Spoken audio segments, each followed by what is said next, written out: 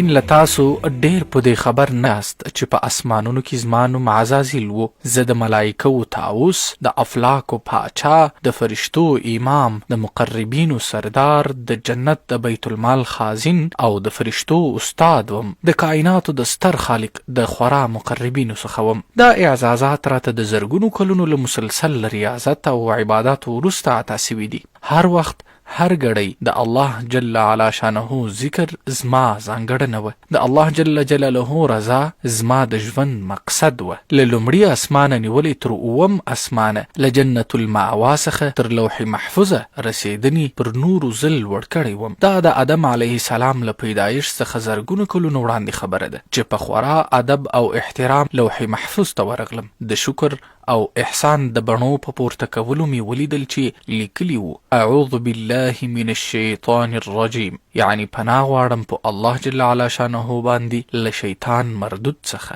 د دې په ویلو مې پر تن او بدن یو ریږد او زلزله تاری سوه. ما وپوښتل ای ربه دا شیطان څوک دی؟ د الله جل جلاله لخوا یوه ندا راغله، ای عزازیله دا زما یو د نږدې بندگانو څخه دی او زما د مقربینو څخه دی، لکن دی به په تکبر مبتلا سي او نافرمانی به وکړي. نو به یې ورټم او د رحمت له دربار به یې پسې واخلم. د الله رب العزت له دې خبرې مې تن ولړزېد. بې اختیاره مې له سترګو اوښکې توی سوې او فکر مې وکړ چې آخر به هغه کوم بدبخت او بدنصیب وي چې د تل لپاره به د عبرت نښه وي. او تر کلونو په دې سوچونو کې وم. کله به مې چې په خپلو هغو مجلسونو کې حضرت جبرائیل، حضرت میکائیل، حضرت عزرائیل او حضرت اسرافیل علیهم السلام په څیر مقرب ملائک لیدل، نو به مې نفس د برترۍ احساس راکاوه. ممکن همدا به تکبر وو. په هر حال د کلونو په تیرېدو مې درجات نور هم لوړ سوه. اوس مې حیثیت د اسمانونو د پاچا هومره و. له دومره ترقۍ او پرمختګ وروسته باید د عاجزۍ او انکسارۍ لور ته ستون سوی وای، خو معامله برعکس وه. داسې مې محسوسوله چې ای عزازیله ته په دوی کې تر ټولو افضلې. ښه مې په یاد دي یو ځل دوه ځله حضرت جبرائیل او میکائیل علیهم السلام زما د پوهولو هڅه هم وکړه، خو کله چې پر عقل باندې د غرور او تکبر څادر خپور سي، پر سترګو د روحانیت پرده وغوړي، غوږونه د نصیحت او وعظ له اورېدلو قاصر سي، نو حقیقت د بربادي او تباهي مقدره جوړه سي. د ذلت او رسوایۍ توق غاړې ته ولویږي. او بیا نو دا ده چې دا ډول یو بدبخته ورځ پر ما هم راغله. الله رب العزت زما د زرګونو کلونو عبادت بیرته زما په مخ را اوویشت. زه چې د ملائکو طاووس وم اوس مردود او ملعون وم. زه د انسان د ستر دشمن په صفت ثبت کړم او د لعنت الله علی شیاطینهم په القابو یې مخاطب کړم. اوس په یوه طاغوتي قوت بدل سوی وم. د بدیو او بدکاریو تر ټولو اوضحه او صریحه نشانه وم. په قرآن کریم کې 88 ځله د شیطان او 11 ځله د ابلیس په نومونو یاد سوی یم او انسانانو ته امر سوی دی چې له ما څخه لیرې اوسي، له شر مې ځان وساتي. الله تبارک وتعالی 1,40,000 پیغمبران مبعوث کړي دي او زما د مکر، فریب او شیطانۍ څخه یې د ځان ساتنې تلقین ورته کړی. ځمکې ته له تګ وړاندې مې له الله جل جلاله څخه د 4 شیانو اجازه غوښتې. لومړی تر قیامته ژوند او له مرګ مهلت. دویم د انسانانو د ګمراه کولو قوت. دریم د شکل او هیئت د بدلولو صلاحیت. څلورم ډیر بچي او د هغوی اوږده عمرونه. الله رب العزت راته وفرمایل زه تا ته اجازه ده، خو زما نیک بندگان به ستا په دامونو کې نه راځي، او چا که ستا لار ونیول زه به جهنم له دوی او تا څخه ډک کړم. اوس نو زما کار اسانه سوی و. دا له کودرو څخه جوړ سوی انسان چې اشرف المخلوقات دی، مسجودی ملائک په خپلو کمالاتو او اوصافو باندې نازیږي، خو زه د نفس نامی د دې انسان له رګ رګ خبر یم او ښه پرې پوهیږم. متاسفانه زه نسم کولی چې د انسانانو پر جسمونو قابض سم او بالجبر پرې ګناهونه وکړم، خو داسې یې کوم چې زه د دوی نفسونو ته داخلیږم، وسوسې ورته اچوم او د وسوسو په منګولو کې یې راګیروم، بیا یې ګناهونو ته آماده کوم. په دوی کې چې کوم د ایمان او یقین څښتنان دي، هغوی به اعوذ بالله او استغفار وایي او ما به زغلوي، خو حرص فطرته خلک به اکثر زما په دامونو کې راګیریږي او زما پر ورښودلې لار به روان وي. بیا نو دوی خپله د شرک پر لور خلک بولي، کفر او فسق به عبادت، نافرمانی به حاضر جوابي، بدتمیزي به قهرمانی او بهادری،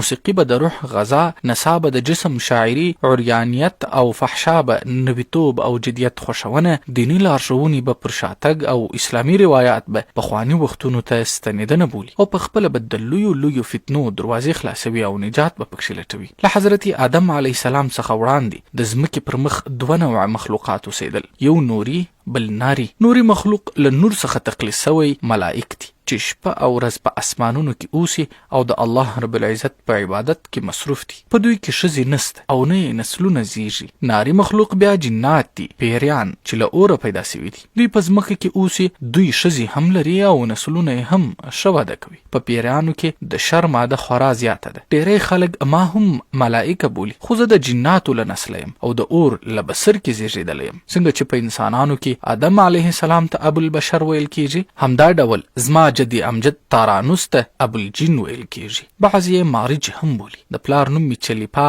او ابوالغوي یې کنیت دی. د پلار څېره مې د ببر زمري په ډول ده. هغه خورا ډارونکی، بهادر، قوي او شجاع پیری و. زما پلار زما د قوم سردار و. د جناتو د ټولو قومونو مشرانو ډار ترې لاره. له دې امله شاشین بلل کېده، معنا زړه لړزونکی. د مور نوم یې تبلیث وه. هغه هم زما د پلار په څیر طاقتوره، بهادر او بېباکه وه. د جناتو اکثر هغوی سرکش، جنګره، بدماش او فسادیان دي. په داسې حال کې چې د صالحو پیریانو شمیر په اوړو کې د مالګې هومره دی. زما پلار زموږ د قبیلې لپاره خورا زیات جنګونه وکړه او داسې وخت بیا راغلی چې ټول جنات قبایل زما د پلار په اطاعت کې راغله او دا هغه وخت چې زموږ قوم په غرور او تکبر مبتلا سو. سرکشي یې پیل کړه تر دې چې د هغوی د خپل منځي جنګونو او فساداتو له امله د ځمکې مخ یو د بل په وینو سور سو. له دې امله الله جل جلاله د دې فساد د ورکولو لپاره له اسمانه فوزونه ملائک راولېږل. پر ځمکه زموږ د پیریانو او د ملائکو ترمنځ یوه ویرونکې جګړه رامنځته سوه چې له امله یې زموږ د والدینو په شمول خورا ډېر شرخوښه پیریان ووژل سول. بعضې یې وتښتېدل او په لیرې جزایرو کې پټ سوه. په داسې حال کې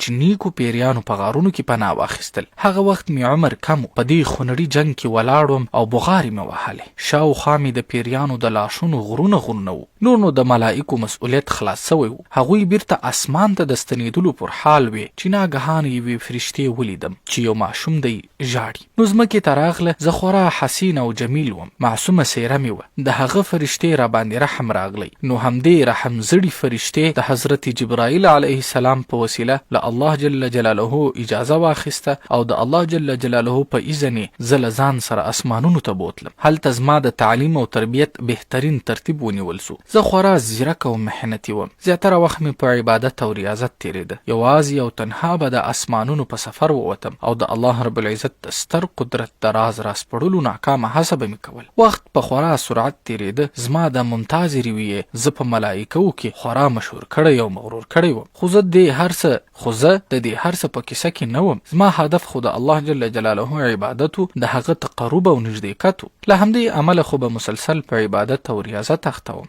ځکه خو الله جل جلاله زه دویم اسمان ته پورته کړم او د الله جل جلاله تقرب می ترلاسه کړ. په لومړي اسمان کې به ماته عابد ویل کېده، په دویم کې زاهد، دریم کې عارف، څلورم کې ولی، پنځم کې تقی، شپږم کې خازن او په اووم اسمان کې عزازیل بلل کېدم. حضرت کعب اخبار رضی الله عنه زما په اړه فرمایي چې ابلیس 40,000 کاله د جنت خزانه دار و، 80,000 کاله د ملائکو سره و، 100,000 کاله یې ملائکو ته نصیحت او وعظ کو، 10,000 کاله د مقربینو سردار پاته سوی و، 1000 کاله د روحانیونو د سردارۍ پر منصب فایز و، 14,000 کاله یې له عرش څخه طواف کړی دی. په لوح محفوظ کې نوم ابلیس لیکل سوی و، خو د خپل انجام څخه غافل او له خاتمې څخه بې خبر و. یوه ورځ زه د 7 اسمانونو په سیاحت وتلی وم. لوړ چې وختم ګورم چې الله رب العزت یو نوی مخلوق جوړوي چې لپاره یې د دنیا له